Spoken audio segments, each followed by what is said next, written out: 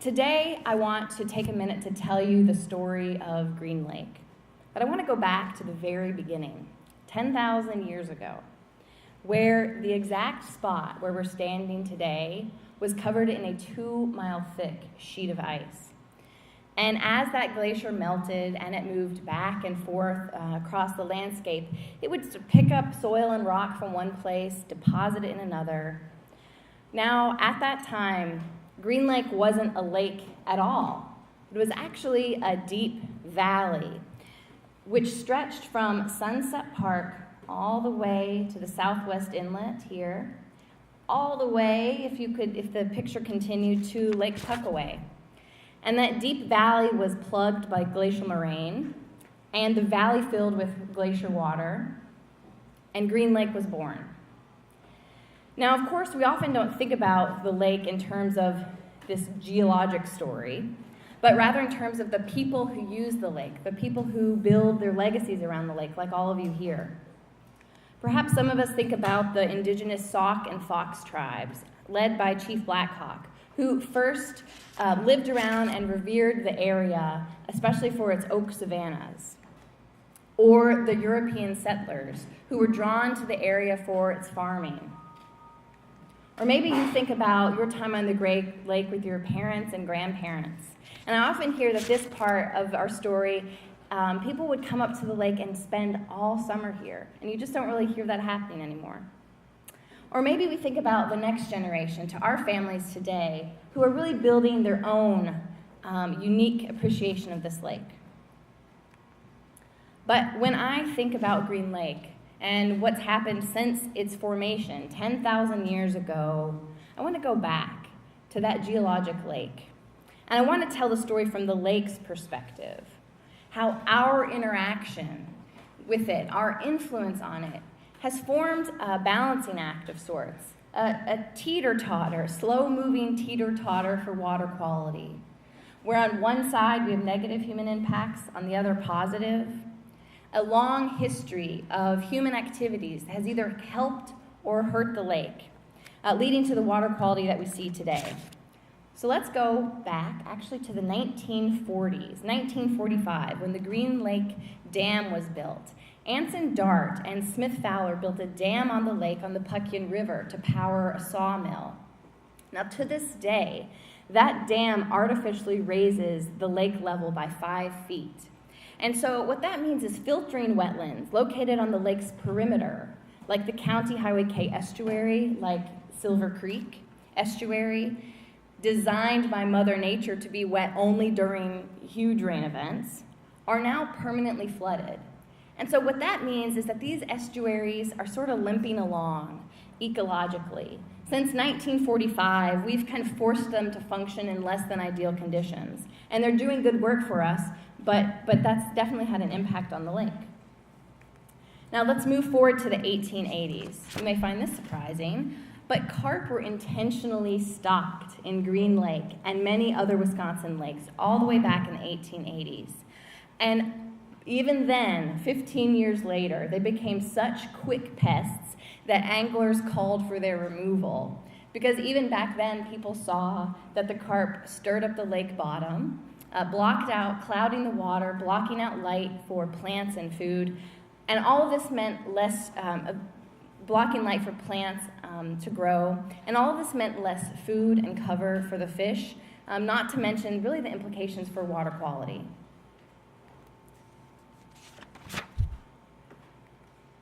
Moving forward then to 1895. Ceresco was a relatively new town, founded as a socialist experiment. Now, Ceresco is known as Ripon, Wisconsin, but it became the first community in Wisconsin to treat its wastewater. So before, Silver Creek, which is the largest tributary that flows to Green Lake, was seen as a dumping ground and for human waste. We now know that that waste would eventually make its way here to Green Lake.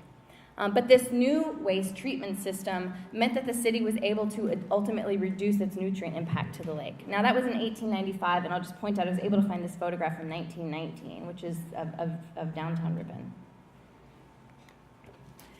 So from the 1930s to the 1960s, the mechanization of agriculture and the advent of chemical fertilizers spurred negative implications for the lake that in some ways can continue to this day if not properly managed with agricultural practices.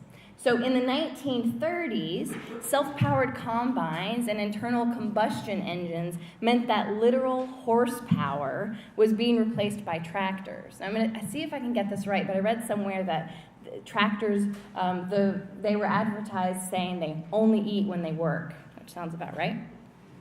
So it was easier than ever to turn sod and till acres. And with that increased tillage came increased nutrient erosion to the lake. And then in the 1940s, I shared this with Kent yesterday, and you should have seen his eyes go wide. The nitrogen factories that were created for bombs for World War II were turned into nitrogen factories for chemical fertilizer after the war.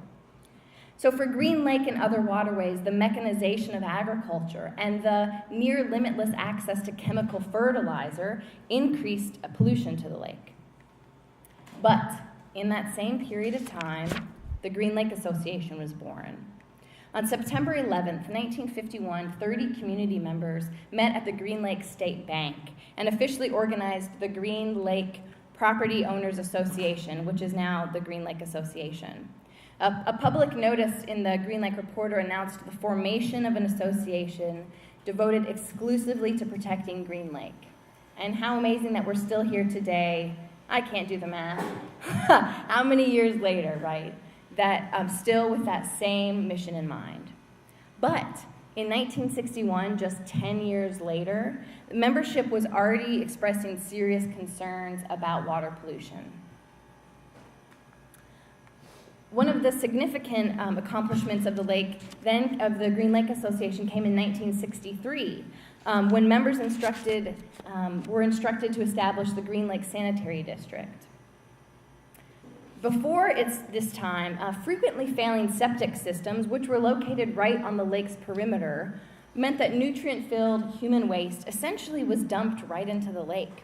I don't know if any of you have this experience, but I've heard stories about hoses going directly from the washing machine down through the yard into the lake. But we now know that this all contains weed-fueling nutrients.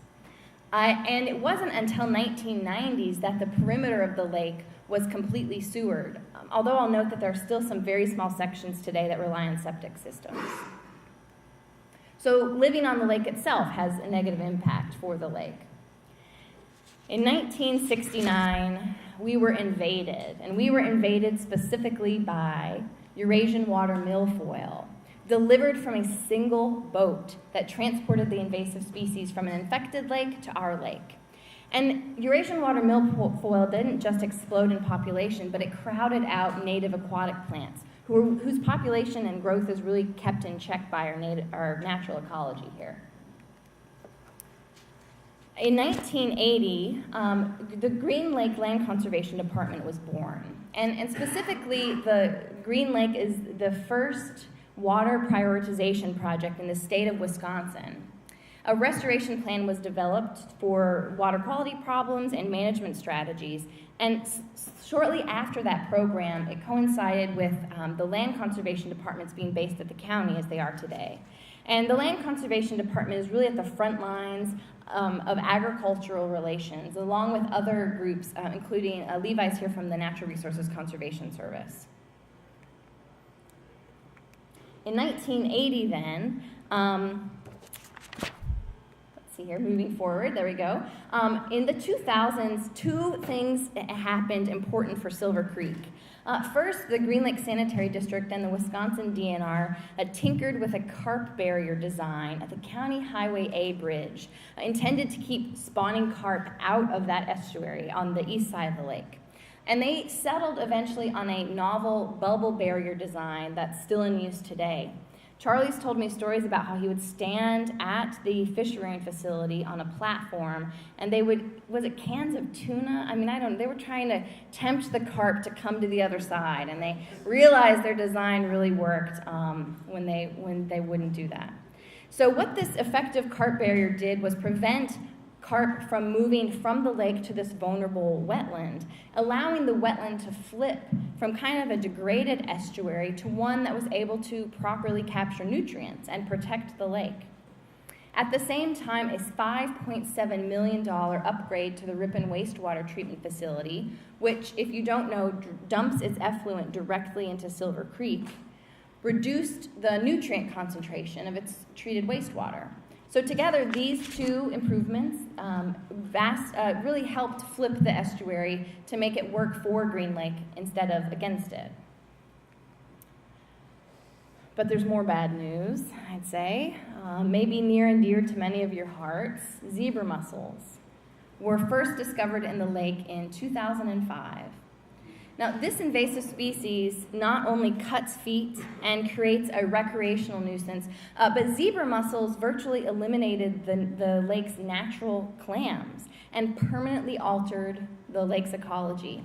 So to add sort of insult to injury, zebra mussels have concentrated weed growth along the shore, and often what we hear from studies are that when you get zebra mussels, you get filamentous algae afterwards. And filamentous algae is that slime that grows on the surface of the lake that smells like rotting sewer. And we have, in some ways, zebra mussels to thank for that. Now, I don't know if you're like me, but I know exactly where I was in June of 2008, when the heavens opened up. This giant rainstorm was the same one that emptied Lake Delton and washed houses into the Wisconsin River. It's touted by many as at least the 100-year flood. And in Green Lake, this one storm carried so much force that many of our streams couldn't handle the flow, and they eroded overnight, 5 feet, 6 feet, 7 feet deeper in one night, and all of that nutrients made its way to the lake. I've heard, I don't know if any of you saw this, but I heard stories of chocolate milk covered streams just pouring into the lake. This is a picture of someone's dock, which you can see is flooded and falling apart. Since one drop of water is in Green Lake for 21 years, we're still living with the effects of this one storm. Because it's not just the drop of water that makes its way here, it's the pollution that drop of water was carrying with it. In 2013, the Wisconsin DNR approved a lake management plan for Green Lake. And this restoration plan is the one that's still being used. It's a guiding document today. It outlines our management strategies and our challenges. But equally important, the lake management plan activated partnerships in the area, harnessing the power so that all the partners in the area pulled in the same direction for lake management strategies. The next year, Green Lake was listed as an impaired water body. And this is the one exception where I've put this on both sides of the scale. I would say that Green Lake's impairment could be seen as a good thing and a bad thing. And I'll tell you why. This is a picture, by the way, of the County Highway K estuary. I don't know if you can tell from the screen, but this is brown water and this is blue. It seems like it's a little hard to see from the projector. But specifically, impairment sounded the alarm about a long-developing dead zone, 30 feet to 60 feet below the water surface in Green Lake. This dead zone forms every year from about June through September, and the exact causes of why it forms are unknown to us. It's not all bad news, however. There are likely benefits to impairment designation, including additional funding to the lake. And I'll add that we think that the dead zone is caused by phosphorus loading. And so what that funding does is allow us to put conservation practices on the landscape to reduce phosphorus loading. But what it also did is it encouraged the Green Lake Association to distill our mission to be singularly focused on Green Lake's water quality. And since that time, we've been busy, not just at the Green Lake Association, but our partners as well. In just 5 years, a special source of funds, the NRCS, the Natural Resources Conservation Service, allowed for $1.8 million in conservation practices to be installed in our watershed, like this stream restoration project that you see here. And we're just getting started. Now, typically, landowners have to pay for a portion of these conservation projects to go on their property. But in Green Lake, we do things differently.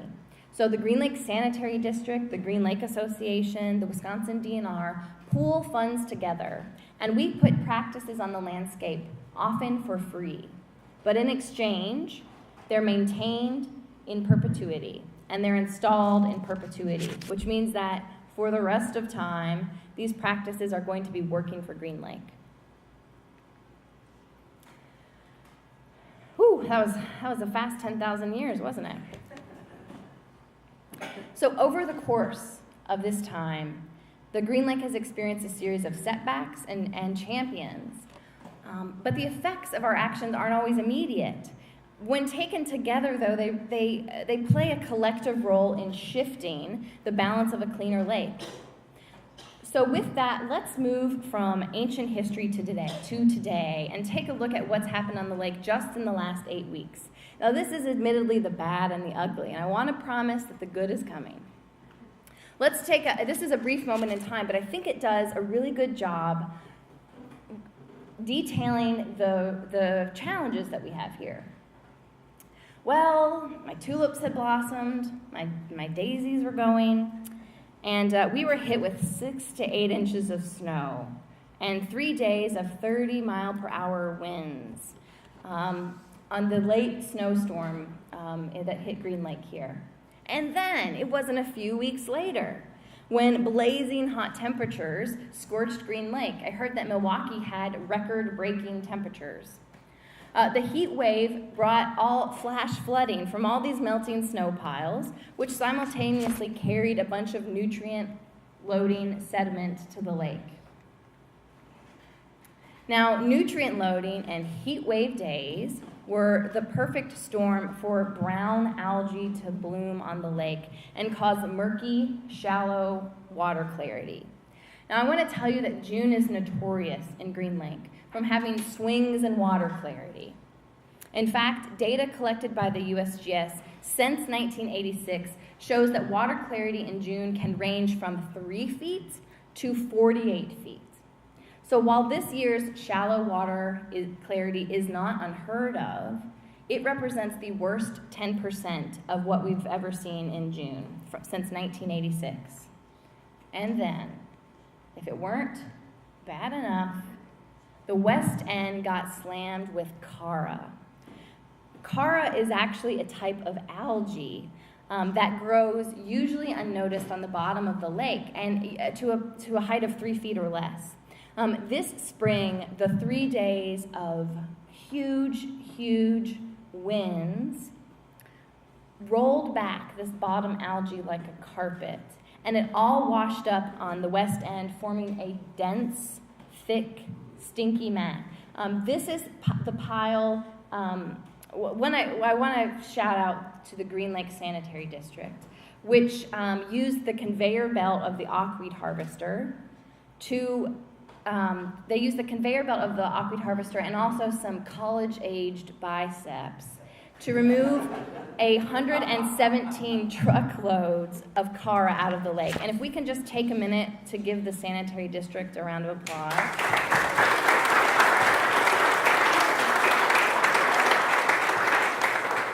I think our partners have proven time and time again that they're willing to help us out. We heard from many of you that you couldn't get your pier in because you had Chara concrete on shore.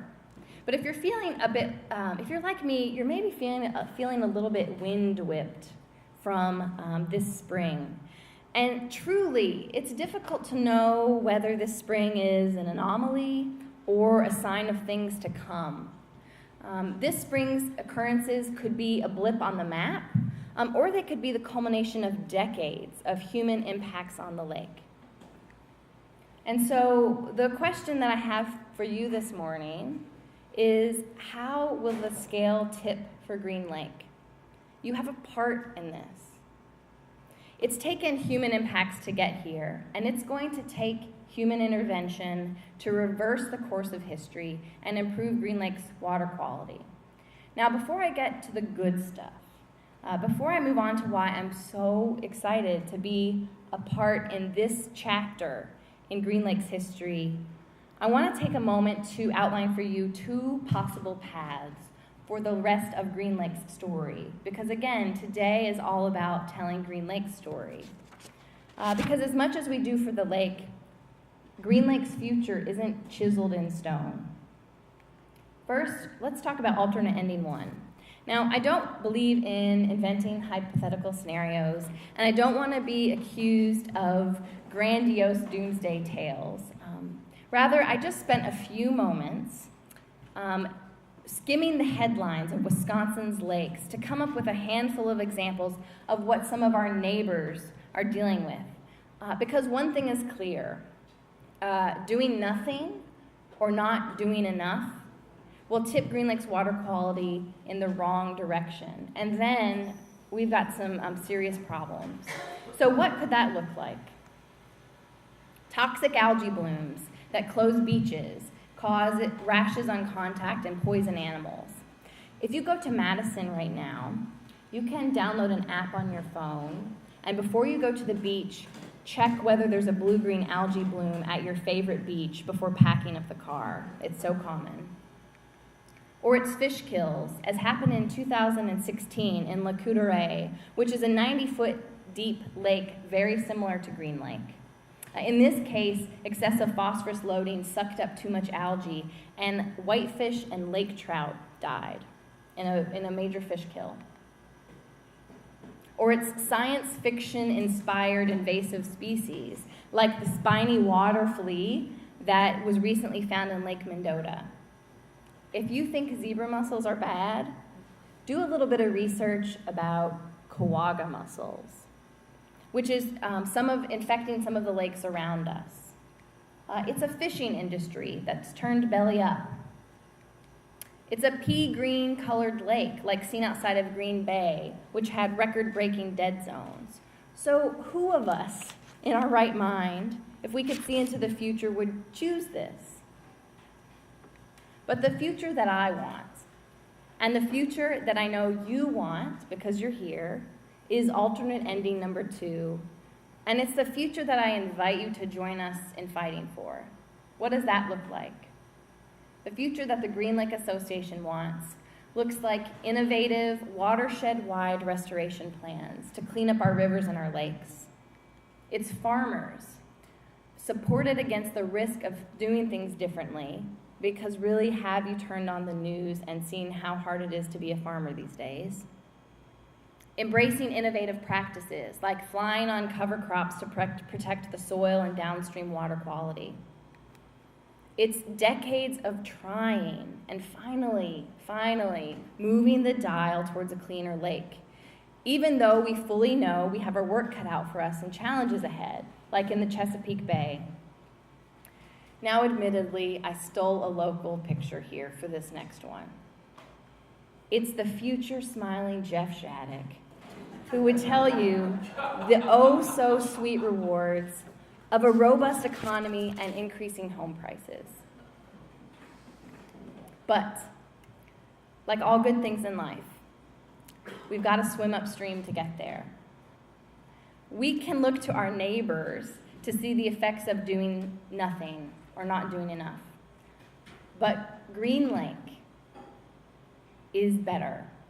Green Lake is different. Green Lake is worth protecting and preserving.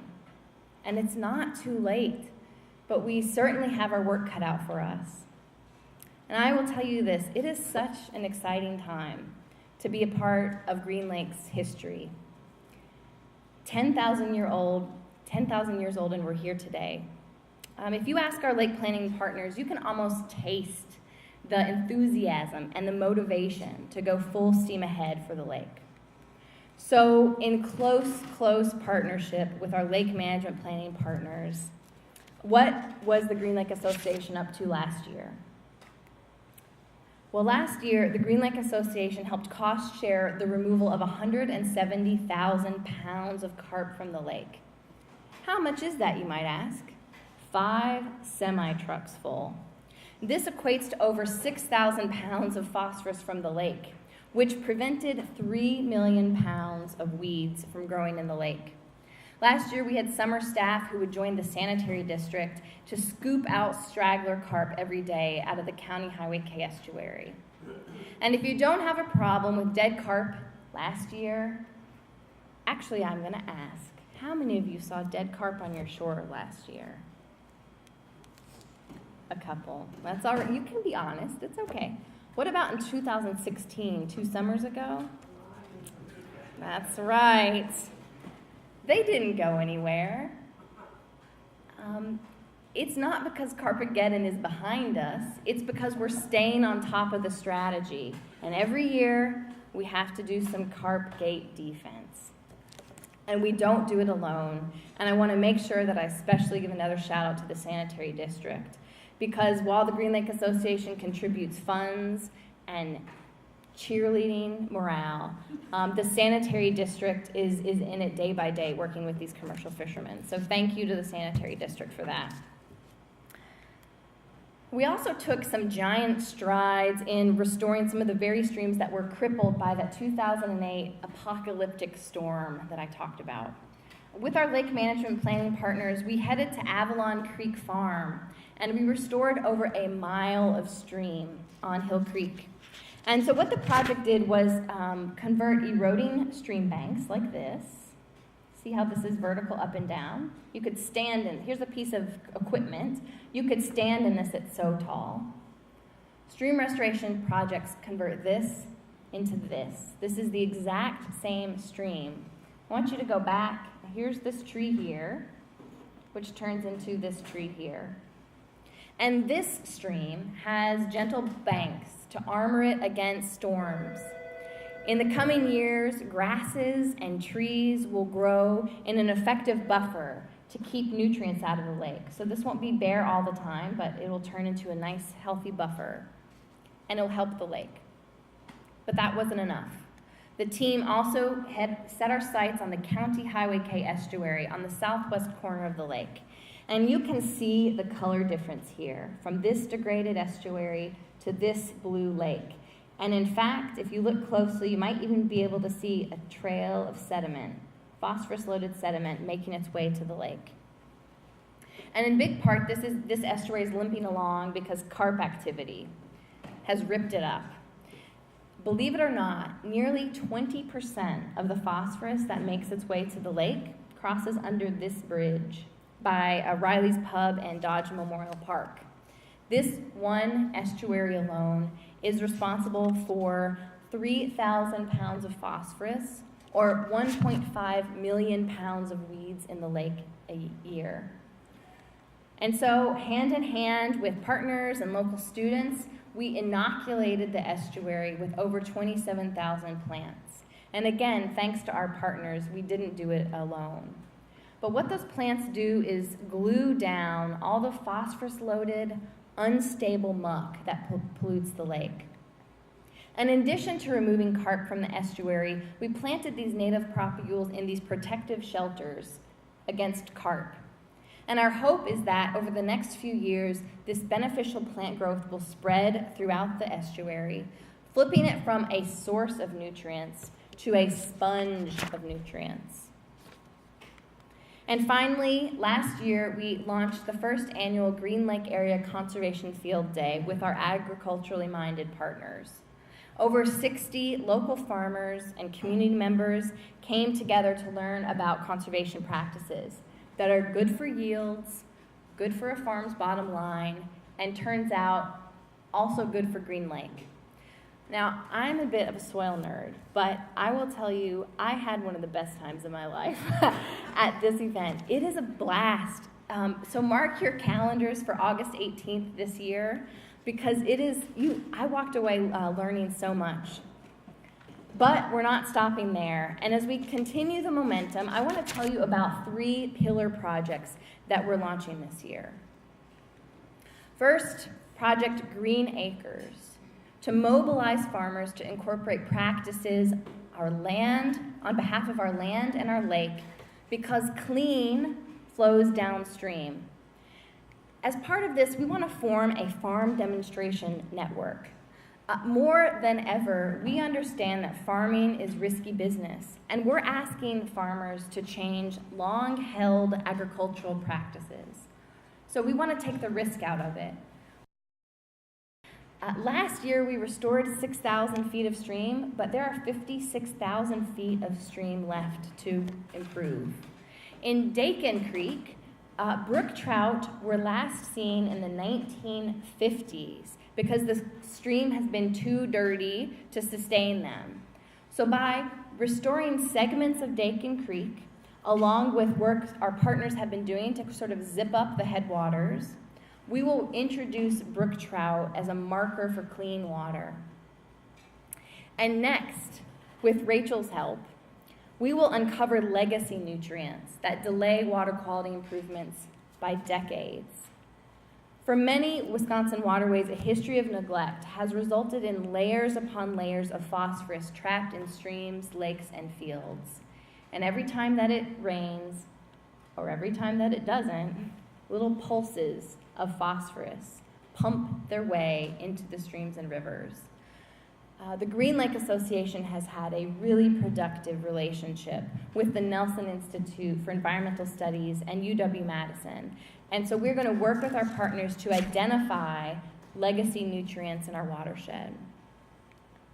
The third pillar project is Invader defense, to guard our waters against invasive species that permanently alter the lake's ecology.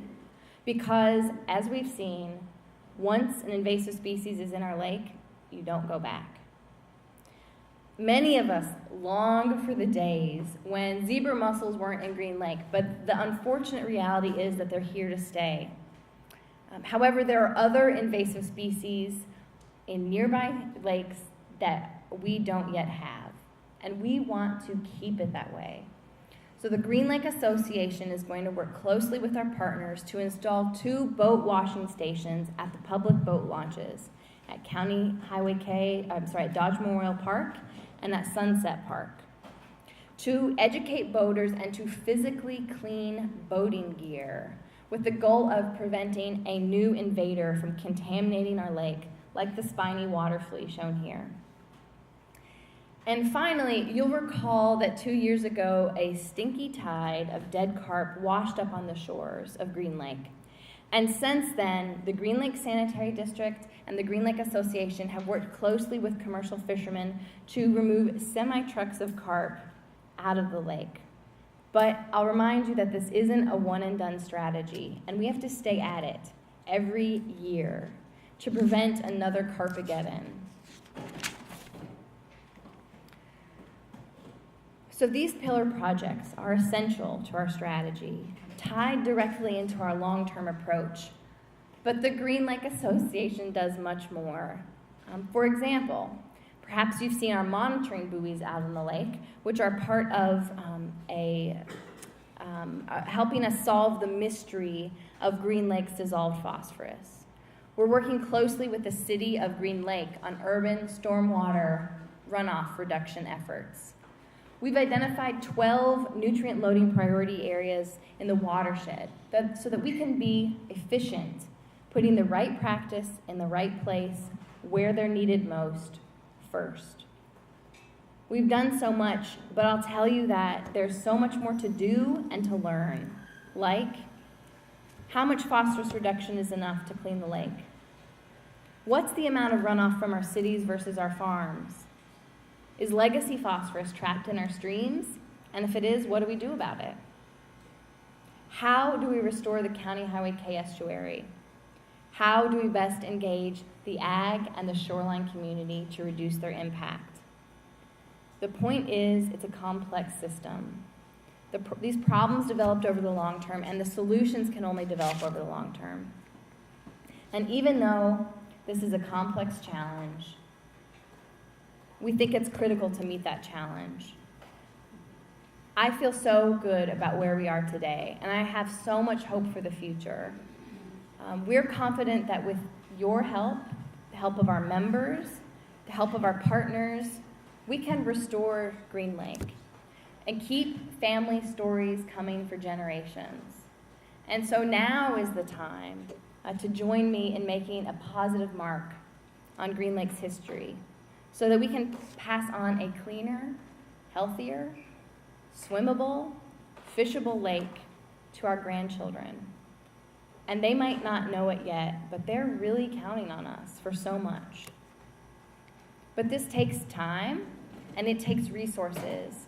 And so that's why we're asking you to be informed, just like you are today. Thank you for showing up. You can also attend our annual gala on August 4th. Be involved by volunteering, by spreading the word about our good work to your neighbors, by signing up as a citizen scientist. And be committed, recognizing that these changes are not going to happen overnight, and they're not going to be fixed quickly. We all have stories, family stories. We're here, nearly all of us, because of the attraction of the lake and our desire to share it with our families.